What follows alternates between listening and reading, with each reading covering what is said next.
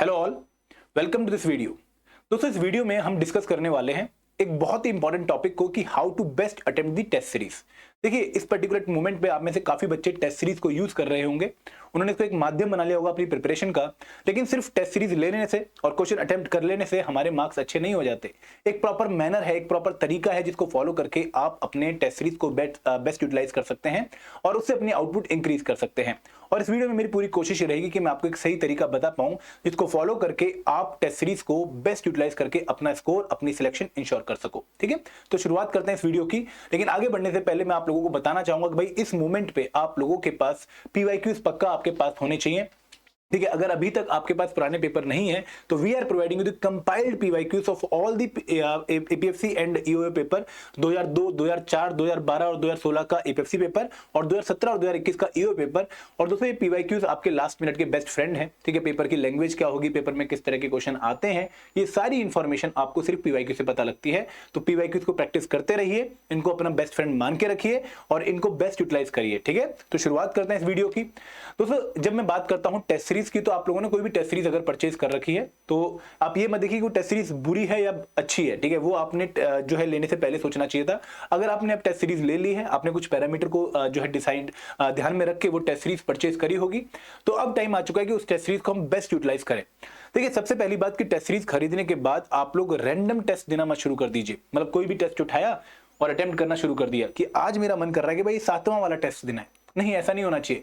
Avoid giving random text. ये बहुत important point है कि एक प्रॉपर प्लानिंग आपकी होनी चाहिए कि भाई मैं अपनी टेस्ट सीरीज को इस तरीके से यूटिलाइज करने वाला हूं, मेरा ओवरऑल प्लान ये है। फॉर एग्जांपल, अगर मैं अपनी टेस्ट सीरीज की बात करूं, हमारी एडुटेप की टेस्ट सीरीज की बात करूं, तो हमारे टेस्ट में आपको दो तरह के टेस्ट देखने को मिलेंगे। एक है सेक्शनल टेस्ट और दूसरे हैं फुल लेंथ टेस्ट। ठीक है, दो तरह के टेस्ट हैं, एफएलटीज हैं एंड सेक्शनल टेस्ट हैं। तो मैं बोलता हूं किसी भी बच्चे को, भाई पहले तो आप जब टॉपिक पढ़ रहे हो तो उस टाइम पर क्विज को प्रैक्टिस करो। तो सेक्शनल टेस्ट आपका वो फायदा कर रहे हैं कि आपको टॉपिक पढ़ने के बाद ही तुरंत पता लग रहा है कि मैंने टॉपिक ढंग से पढ़ा है या नहीं पढ़ा है। और एफएलटीज आपको जो कंबाइंड सिलेबस जो आपने पूरा प्रिपेयर कर लिया है, उसमें आपका क्या लेवल है, उसमें आपकी क्या प्रिपरेशन है, वो आपको जस्टिफाई करने में हेल्प करता है। तो ये आपको अलाइन करना है अपनी प्रिपरेशन के साथ। जैसे मान लो, अगर मैं एफएलटीज की बात करूं, इसको फर्दर अलाइन कर सकते हो कि जैसे ही मेरी 60% की प्रिपरेशन होगी, मैंने पहला एफएलटी देना है। जैसे ही मेरी 80% की प्रिपरेशन होगी, मैंने सेकंड एफएलटी देना है। 100% की प्रिपरेशन में मैंने थर्ड एफएलटी देना है। फिर मैंने 2 FLT with 100% preparation and revision के साथ देने हैं। तो आपने इनको फर्दर अलाइन कर लिया। और दोस्तों, एक और बात कि आप हर पर्टिकुलर मॉक टेस्ट से पहले कुछ पोर्शन एक्स्ट्रा इंक्रीज करके जा रहे हो, कवर करके जा रहे हो। तो यहां पर अगेन एक और बात कि align it with your preparation. आपकी ओवरऑल प्रिपरेशन से आपकी टेस्ट सीरीज अलाइन होनी चाहिए। और यहीं से हमारा सेकंड पॉइंट भी लिंक होगा कि रैंडम टेस्ट नहीं देना है। आज जो मन किया वो टेस्ट नहीं देना है। जो टॉपिक आपने पढ़ा है, ठीक है, आपने अगर सिलेबस पूरा कवर किया है तो उसके हिसाब से आपके टेस्ट डिफाइन होंगे। अगर मान लो आपने टेस्ट सीरीज परचेज करने से पहले ही पूरा कोर्स कवर कर लिया है, ठीक है, फॉर एग्जांपल अगर आपने मान लो 15 मई को टेस्ट सीरीज ली थी और आपका उस टाइम तक सिलेबस कंप्लीट था, तो अब आपने वहां पर सेक्शनल टेस्ट को भी यूटिलाइज करना था और आपने फुल लेंथ टेस्ट को भी यूटिलाइज करना था। तो आपने अपनी रिवीजन के साथ, अपने रिवीजन प्लान के साथ टेस्ट सीरीज जो सेक्शनल वाली है उसको अलाइन करना था और अपने रिवीजन के कुछ कंपोनेंट्स को कंप्लीट होने के बाद आपने फुल लेंथ मॉक टेस्ट देने थे।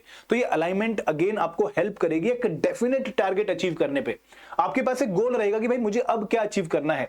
और तीसरी बात कि keep appropriate gap between test. ऐसा नहीं है कि भाई मैं 25 जून को पहला मॉक दूंगा, 26 जून को सेकंड मॉक दूंगा, 27 जून को थर्ड मॉक दूंगा, 28 को फोर्थ एंड 29 को फिफ्थ और फिर 2 जुलाई को एग्जाम देने चला जाऊंगा।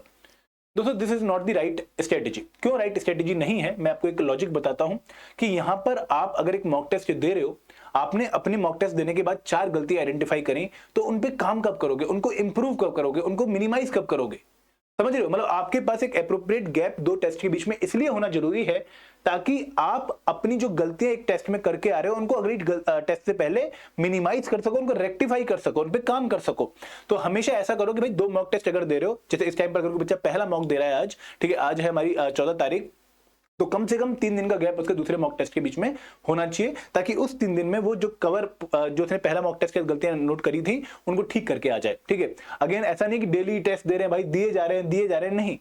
दोस्तों, हर मॉक टेस्ट के बाद आपको अपनी कुछ प्रॉब्लम आइडेंटिफाई होंगी, कुछ आपके एरियाज आएंगे वीक, तो उन पे अगर आप काम नहीं करोगे तो वो एरिया वीक ही रह जाएंगे, फिर तो मॉक टेस्ट देने का फायदा ही नहीं रहा। ठीक है, आगे बढ़ते हैं। अब बात करते हैं सेक्शनल टेस्ट किस तरीके से देने हैं। अगर आपके पास जो टेस्ट सीरीज है वहां पे सेक्शनल टेस्ट है। देखिए, सेक्शनल टेस्ट का मतलब चैप्टर वाइज टेस्ट हो सकते हैं।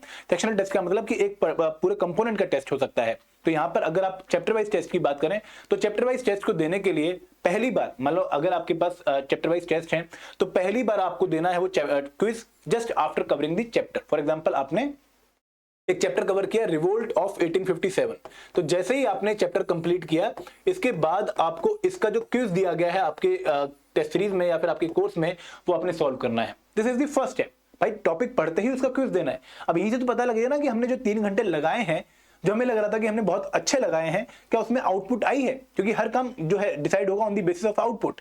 सिमिलरली जब आपने पूरा कंपोनेंट कवर कर लिया, मान लो आपने पूरी मॉडर्न हिस्ट्री कंप्लीट कर ली, उसके बाद आपने फिर दोबारा से सारे जो क्विज हैं वो अटेम्प्ट कर रहे हैं, ये देखने के लिए भाई मुझे कितना याद रहा, कितनी आउटपुट है मेरी। एंड फाइनली जब आप एक कंपोनेंट कवर करने का पूरा सिलेबस कवर कर चुके हो, फिर आपने तीसरी बार क्विज देने हैं ताकि आप एक मोहर लगा सको भाई इन क्वेश्चन के बारे में मुझे पूरी नॉलेज है और इन क्वेश्चन में जो कंसेप्ट पूछा गया है वो भी मेरे एकदम सही है। तो ये आपका सेक्शनल क्विज देने का तरीका है। दोस्तों अगेन यहाँ पर लॉजिक यही है कि जब भी आप जो है सेक्शनल टेस्ट दे रहे हो तो आप एक डेफिनेट मूड के साथ, एक डेफिनेट प्लान के साथ इस पर्टिकुलर टेस्ट सीरीज को अटेम्प्ट करो। अब बात करते हैं फुल लेंथ टेस्ट की। अगेन एक बहुत इंपॉर्टेंट एरिया। दोस्तों पहली बात तो कोशिश पूरी यही करनी है कि फुल लेंथ मॉक टेस्ट जो है वो डाउनलोड करके फिजिकल फॉर्म में दिया जाए, क्योंकि आपको एक्चुअल एग्जाम में भी इसको फिजिकल फॉर्म में ही देना है। अब यहाँ पर आपके कुछ रूल हैं। रूल क्या है कि पहली बात तो एक पर्टिकुलर एग्जाम को देते टाइम 2 घंटे का टाइम घड़ी में सेट कर लेना है और एक सिंगल गो में पूरा टेस्ट देना, ये मान के कि भाई ये रियल एग्जाम लाइक एनवायरनमेंट है और यहाँ पर मुझे एक बार भी उठना नहीं है, मेरे लिए हर एक मिनट कीमती है और जो भी मैं काम करूंगा वो मेरे रियल एग्जाम की तरह है। मतलब मुझे अगर वॉशरूम में जाना तो भाग के जाना है और जल्दी वापस आना है, मेरा कोई भी टाइम वेस्ट नहीं होना चाहिए। सिमिलरली अगर कोई फोन आ रहा है, मुझे फोन अटेम्प्ट ही नहीं करना है, क्योंकि मुझे पता है कि भाई फोन मेरा बाहर ले लिया जाएगा, पेपर में मेरे पास फोन नहीं होगा। तो वही कंडीशन, वही माहौल पूरा बना के आपने वो टेस्ट देना है। और अगेन दोस्तों ये ऐसा नहीं कि रात को 11 बजे मन किया कि चलो आज टेस्ट देते हैं और 11 बजे टेस्ट देने बैठ गए, नहीं। कोशिश करो कि सुबह 9:30 से 11:30 बजे अगर आप ईपीएफओ ईओयू की तैयारी कर रहे हो और 2 से 4 अगर आप एपीएफसी की तैयारी कर रहे हो तो उस पर्टिकुलर टाइम पर ही आप ये टेस्ट दो, उसके अलावा टेस्ट ना दो, ठीक है। और एक सिंगल गो में टेस्ट दो। ऐसा ना हो कि भाई अभी 40 क्वेश्चन अटेम्प्ट किए, चल 15 मिनट घूम के आता हूं फिर दोबारा 40 करूंगा, नहीं। दोस्तों 100 क्वेश्चन सॉल्व करना, 120 क्वेश्चन सॉल्व करना आपकी पेशेंस का, आपके टेम्परामेंट का टेस्ट है कि आप किस तरीके से पूरे पेपर के दौरान खुद को फ्रेश रखते हो। और अगर आप वो नहीं रख पाओगे तो फिर आपको बहुत दिक्कत आने वाली है। तो प्रैक्टिस भी वैसी होनी चाहिए। इसके बाद एक और इंपॉर्टेंट चीज कि 3 राउंड फॉर्मूला फॉलो करो फॉर अटेम्प्टिंग द टेस्ट। पहले राउंड में सिर्फ उन क्वेश्चंस को अटेम्प्ट करो जहां पर आप 100% श्योर हो। सेकंड राउंड में उन क्वेश्चन को अटेम्प्ट करो जहां पर आप 50% श्योर हो। और थर्ड राउंड में उन क्वेश्चन को अटेम्प्ट करो जहां पर आप 33% श्योर हो, जहां पर आपने 3 ऑप्शंस में आपको डाउट है, एक ऑप्शन आपने एलिमिनेट कर दिया है। और ब्लाइंड गेस नहीं मारने, जब तक मतलब बिल्कुल ऐसी हालत होगी कि भाई हो ही नहीं रहा पेपर सॉल्व, तब जाके ब्लाइंड गेस मारने, अदरवाइज नहीं मारने, अवॉइड करने blind guess. And last but not the least कि ओएमआर शीट को यूज करो फॉर मार्किंग द आंसर, तभी आपके टेस्ट की बेस्ट आउटपुट है। दोस्तों आपके पास 120 मिनट है और 120 मिनट में आप लोगों ने 120 क्वेश्चन सॉल्व करने हैं। अब यहां पर जब आप घर में बैठ के सॉल्व कर रहे हो विदाउट ओएमआर शीट, तो आप पूरे 120 मिनट को पेपर पे यूटिलाइज कर रहे हो सॉल्व करने में, ठीक है। लेकिन जब आप ओएमआर शीट यूज करोगे तो आपके कम से कम ग्रेटर देन 10 मिनट्स जाएंगे for filling the details in the OMR sheet और filling the answers in the OMR sheet. तो अभी आप उनको अकाउंट नहीं कर रहे हो, आपकी प्रिपरेशन की जो स्ट्रेटेजी है वो 2 घंटे के हिसाब से, बट एक्चुअल में आपके पास तो 1 घंटा 45 मिनट या 1 घंटा 50 मिनट ही है। तो आपको बहुत स्पीड अपनी रखनी पड़ेगी। तो अभी घर पे ही प्रैक्टिस करते टाइम ओएमआर शीट का यूज करिए, ताकि आप हर पर्टिकुलर टाइम का जो एक सिंगल फैक्टर है उसको काउंट में लेके तैयारी कर सकें। अब आते हैं लास्ट पॉइंट पे। दोस्तों सिर्फ टेस्ट देने से काम नहीं चलेगा, ठीक है। सिर्फ for the sake of giving test अगर आप टेस्ट दे रहे हो तो वो आउटपुट कभी भी लेके नहीं आएगा। एक प्रॉपर एनालिसिस बहुत जरूरी है टेस्ट देने के बाद, और ये सबसे इंपॉर्टेंट बात है, क्योंकि जब आप टेस्ट की एनालिसिस करेंगे तो आपको अपने कुछ वीक एरिया देखने को मिलेंगे। फॉर एग्जाम्पल कि भाई मैंने लिमिटेड कंटेंट कवर किया है, मुझे और कंटेंट कवर करना है, ठीक है। आपने एक मॉक टेस्ट दिया, भाई आपने हिस्ट्री के क्वेश्चन देखे, आपको लगा कि यार हिस्ट्री के क्वेश्चन तो नोट्स में थे ही नहीं, ठीक है, जो मैंने बुक पढ़ी वो तो ये कवर ही नहीं करवा रही। तो वहां पर अब ये नहीं कि नई बुक खरीदने चले, क्योंकि अब आपके पास टाइम नहीं है नई बुक खरीदने का। वहां पर उन क्वेश्चंस की जो एक्सप्लेनेशन है वो आपने ढंग से पढ़नी, क्योंकि अगर एक्सप्लेनेशन अच्छी है तो वो आपका उस टॉपिक के बारे में बेसिक इंफॉर्मेशन कवर करवा देगी। Then poor application of learn concept, कि भाई टॉपिक तो बहुत अच्छे से पढ़ा था, ठीक है, पार्लियामेंट के बारे में, मनी बिल के बारे में तो हमें सारी इंफॉर्मेशन थी, लेकिन जब क्वेश्चन पूछा गया कि all money bill are financial bill and all financial bill are money bill, तो इनमें कौन सी स्टेटमेंट करेक्ट है, हम कंफ्यूज हो गए। तो यहां पर आपकी पढ़े हुए कंसेप्ट की जो एप्लीकेशन थी वो वीक थी। तो यहां पर अगेन आपने दोबारा टॉपिक पढ़ना है और देखना है कि मैंने क्यों गलती करी है। फिर सिली मिस्टेक कमिट नहीं करनी, ठीक है, ये बहुत बड़ा पॉइंट है। पुअर टाइम मैनेजमेंट, कि भाई पेपर पूरा ही नहीं हो रहा है, पेपर हमारा 1 घंटे में पूरा हो रहा है और नंबर फिर भी कम आ रहे हैं, तो यहां पर टाइम मैनेजमेंट चेक करनी है। देन इंपॉर्टेंट एरिया आपने कवर नहीं किए, जैसे मैं आपको बताऊं कि हिस्ट्री में आपने जो सोशल रिलीजियस रिफॉर्म मूवमेंट है बिल्कुल छोड़ दी है, पेपर में 3 क्वेश्चन आ रहे हैं तो आप अगेन उनको कवर करोगे। And not following the right sources, again यहीं से लिंक होता है कि आपकी कंटेंट कवरेज पुअर है। And last minute rush. दोस्तों अगर आप किसी भी अच्छे बच्चे से पूछेंगे कि भाई तेरे एग्जाम में जो है क्या हाल रहते हैं, तो वो आपको यही बोलेगा कि भाई लास्ट मिनट में ना मैक्सिमम जो मैं तुक्के मारता हूँ उनमें मैक्सिमम नेगेटिव क्वेश्चन हमें देखने को मिलते हैं। मतलब जितने भी बच्चे यूपीएससी एग्जाम्स में या फिर किसी भी और एग्जाम में लास्ट मिनट में जितने भी क्वेश्चन लगाते हैं ना, मान लो उन्होंने last minute in the sense कि लास्ट के 10 मिनट में उन्होंने अगर 10 क्वेश्चन लगा दिए तो वहां पर उनके 8 क्वेश्चन पक्का गलत देखने को मिलेंगे, क्योंकि वो रश है।